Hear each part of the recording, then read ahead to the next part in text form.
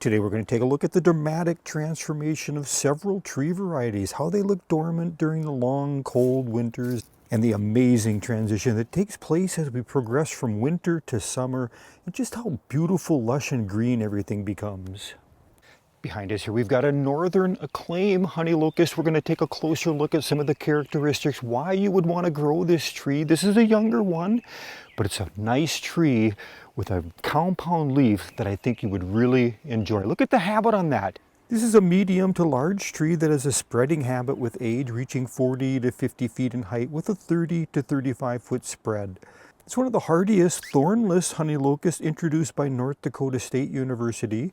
Here's a closer look at those pinnately compound leaves with that bright green color, and these leaves produce a dappled shade during the summer months, a great quality of this tree. It has a greenish yellow flower that's not real showy, and it can be considered a little bit messy in the spring as they begin to drop.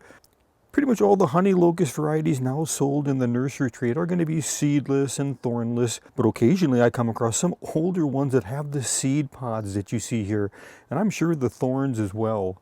Northern Acclaim is well adapted to the higher pH soils and quite drought tolerant, and look at the golden yellow fall color, very nice.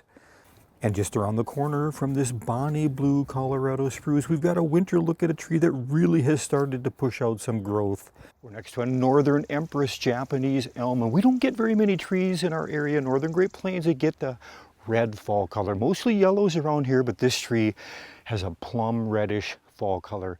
Absolutely beautiful. I was lucky to get my hands on a balled and burlap version of this tree, and already had some pretty good size to it when I put it in the ground. A very hardy medium-sized tree then that can reach about 30 feet tall by 24 feet wide. It currently has a more upright habit, but eventually it's going to have a rounded crown with that summer green foliage changing over to an apricot orange to burgundy red leaf color. One of the drawbacks to many of the elm varieties, they can eventually produce a massive amount of seeds. But this elm variety produces minimal seeds, even at maturity, which is definitely a plus if you've ever witnessed the amount of seeds elms can produce. And let's swing around just to our left here and look at a birch tree next to our water feature that is really becoming one of my favorite trees on the property.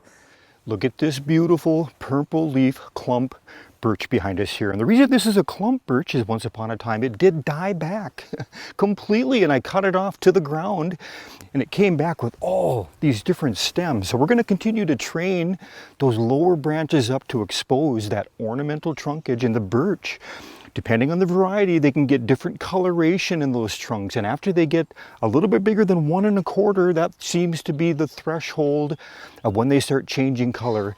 And this right now has kind of a cinnamon brown color on it, not completely white, but that purple foliage, wow, it's just outstanding. This is a cold hardy hybrid of crimson frost and white spire birch, so we get the purple bronze foliage with a more upright growth habit. Mature height's going to be around 40 feet tall by 25 feet wide. This tree does prefer cooler summer temperatures, making it a great tree for northern gardens. With all the birch, it's best to have consistent soil moisture, but not saturated conditions. Here's a look at some of the nice fall colors on our young tree, and I'm always looking for trees with winter interest, and the Royal Frost has that covered. With its bright and changing bark color and the catkins that you see here, which are persistent and hang on throughout the winter.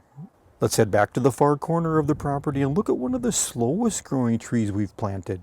It's right next to the golden yellow shrub that your eye's being drawn to, the winter sun mugo pine.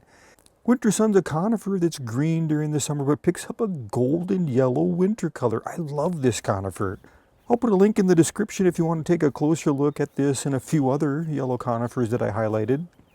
The next tree though is the smaller one here that still has its tree guard on for winter rodent protection, the autumn gold ginkgo.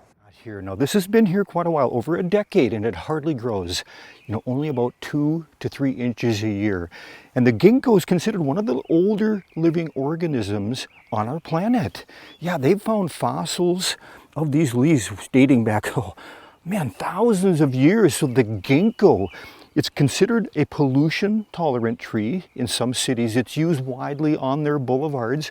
I like how small it's staying here. I expected it was going to get a little bit bigger, but not probably in my lifetime. This tree's named for its striking golden yellow fall color, but you'll have to take my word for it. I was surprised I did not have a picture of it. After doing a little research, I was also surprised to realize that this ginkgo can get 45 feet tall by 35 feet wide. So I'm not sure why this one's growing so slow, but isn't that an interesting leaf?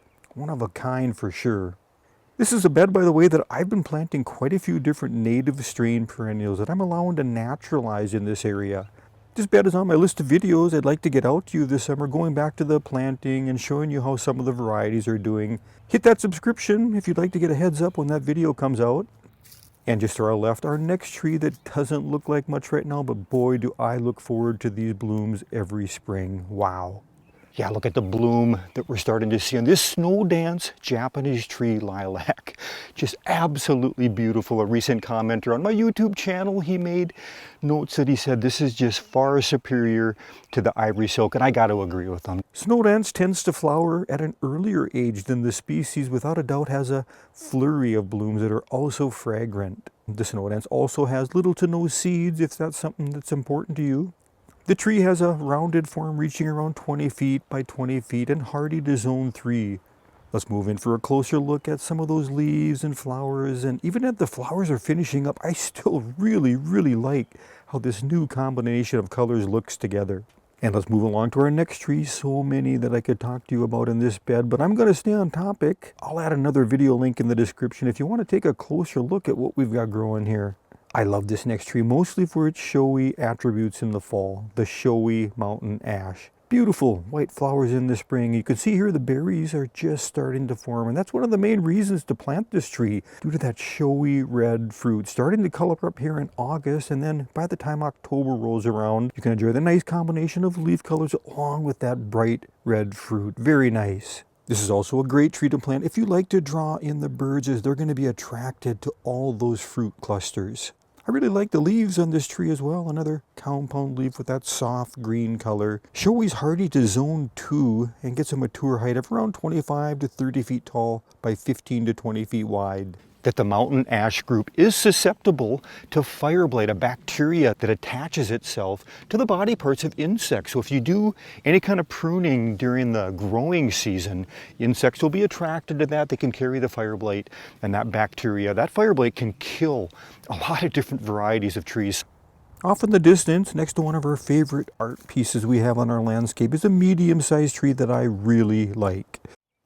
We're coming up on the Hot Wings Tatarian Maple. Let's take a look at some of the characteristics of why you might want to grow this tree. Number one, look at the red samaras that are forming, and that's how it gets its name, Hot Wings. But this is a good medium-sized tree. I believe the Tatarian and the Amur maples can be considered invasive just because of that heavy seed crop that they drop down. We don't have an invasive problem with it in our area, but a nice little small version, medium-sized tree. A similar looking tree is the Amur maple group, which has less showy samaras but does get brilliant red fall color. The Hot Wings Tatarian, though, gets more of an orangish yellow color that you see here, and it's one of the ways that I find that you can identify this tree between the Amurs due to that fall color difference. The next tree here is a focal point in a bed that I expanded in an earlier video with the decorative rock and rock edging that you see here. I love the name on this one, Magnificent Maackia. You don't see this tree too often in the garden centers, but what a pleasant surprise this has been with how those buds break and you get that variegated look on those emerging leaves. Just absolutely loving how it's coming into its own in this location. Let's zoom in for a closer look at the leaves here on nice foliage. Magnificent will maintain a nice upright vase shape as it matures to about a 30-foot height and a 25-foot spread. Interestingly enough, I have not seen my tree flower yet. Eventually, though, it will, which is a white spike-like flower that emerges in early summer, and it's said to be a major pollinator attractor.